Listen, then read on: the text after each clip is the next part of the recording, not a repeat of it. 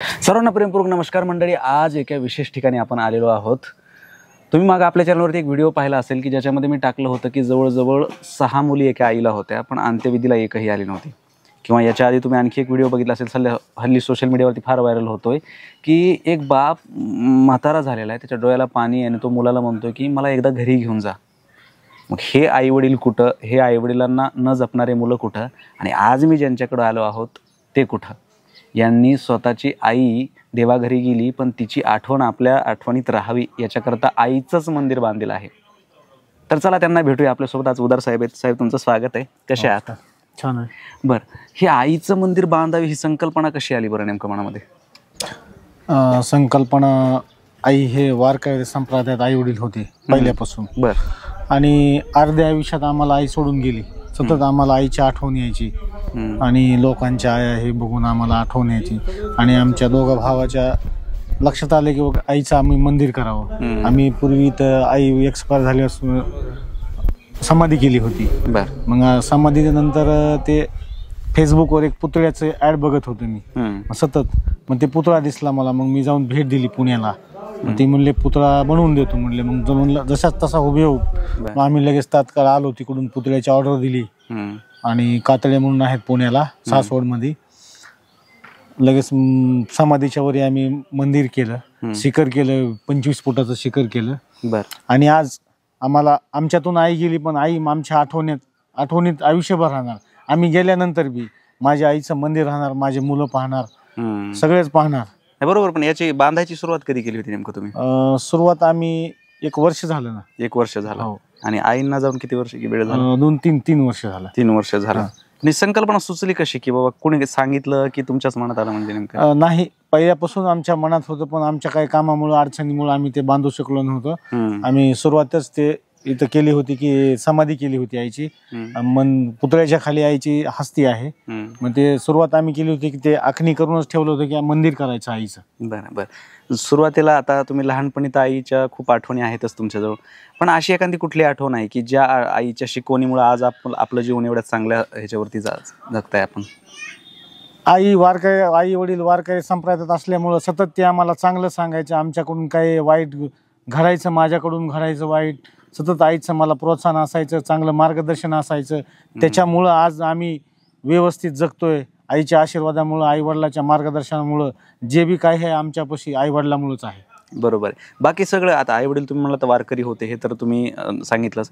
बाकी काय म्हणते, शेती करत होते, काही नोकरी वगैरे होती त्यांना? शेती करत होते, शेती आहे। शेती, आणि वडील काही व्यापार करत होते लाकडाचा। आता कालांतराने ती व्रत झाल्यामुळे शेती मग आम्हाला शिकवलं, भावांना शिकवलं, मला शिकवलं। 2 बहिणींचे लग्न केले, 2 बहिणी आहेत आम्हाला। बरं बरं।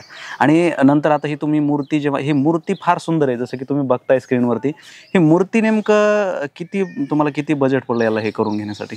आता बजेट तर भरपूर पडलं। बजेटचं काय आता ते सांगू शकत नाही, कारण आईची मूर्ती असल्यामुळं बजेट अनमोल आहे। कारण त्या जे कातळे म्हणून आहेत ते मुळात अंबाजोगाई तालुक्यातलेच आहेत, तटबोरगावचे। बिभीषण कातळे म्हणून, त्यांच्या ते फेसबुकवर त्यांची ऍड बघायची। आणि तिथं गेलो मी सासवडला, त्यांना मी बोललो माझ्या आईची अशी अशी मूर्ती बनवायची 4-4.5 फुटाची। मग ती म्हणले ठीक आहे, फोटो पाठवा, व्हिडिओ पाठवा। मग त्यांना विचारलं, जशाच तसं आईसारखं म्हणले, जशाच तसं येईल तुमच्या आईचा फोटो व्हिडिओ जे आहे तशाच तसं। मी बी समाधान झालो। आणि 2 तारखेला पुतळ्याचं अनावरण केलं मी इथं। तर आपले मुकुंदराज संस्थानचे अध्यक्ष पवार महाराज, त्यांचं अशोक पवार आहे ना, किसन महाराज पवार यांनी त्या पुतळ्याचं अनावरण केलं। त्यांच्या हाताने इथं मोठ्या प्रमाणात 1000-1500 लोकांचं कीर्तन झालं। आणि दलित महासंघाचे संस्थापक अध्यक्ष डॉक्टर मचिंद्र सकटे हे सुद्धा पुतळ्याच्या अनावरणाला उपस्थित होते। जिल्हा परिषदचे अध्यक्ष शिवाजी भाऊ शिरसाट हे सुद्धा पुतळ्याच्या अनावरणाला उपस्थित होते। तसेच दिलीप भाऊ गित्ते हे सुद्धा माझ्या आईच्या पुतळ्याच्या अनावरणाला उपस्थित होते। बरेच मान्यवर होते, माझे दोस्त कंपनी होती, माझे पाहुणे रावळे होते। 1000-1500 लोकांचा समुदाय होता। आणि सगळ्यात मोठा कार्यक्रम म्हणजे किसन महाराज पवार यांचं छान आणि गोड मधुर सगळ्या गावकऱ्यांनी त्यांच्या कीर्तनाचा स्वाद घेतला। बरं। आणि आता हे जेव्हा तुम्ही मंदिर बांधला, आता हे तर मी म्हणजे मला वाटतं बीड जिल्ह्यात तर असं शक्यतो तर पाहिलेलं नाहीये, पण हे तुम्ही बांधल्यानंतर गावकऱ्यांची ही प्रतिक्रिया काय होती पुन्हा? नाही, प्रतिक्रिया आता बरेच लोक येऊन भेट देतात, हम्म. बघतात, मंदिर छान झालं म्हणतात. आता कुठं महाराष्ट्रात नाही, देशात कुणी आईचं मंदिर बांधलेलं नाही. हा ना, हा ना. मला बरं वाटतं, पण आई आठवणी ठेवली हे महत्वाचं आहे. वा, अगदीच बरोबर आहे. पण आता एक शेवटचा प्रश्न विचारतोय की आता आजकाल तुम्हाला माहिती आहे की आईवडील आणि मुलं हे फार बातम्या आपण पाहतो टीव्हीवरती, तुम्ही पाहत असाल, तर एक मुलांना आईवडिलांच्या बाबतीत एक काय संदेश द्याल तुम्ही?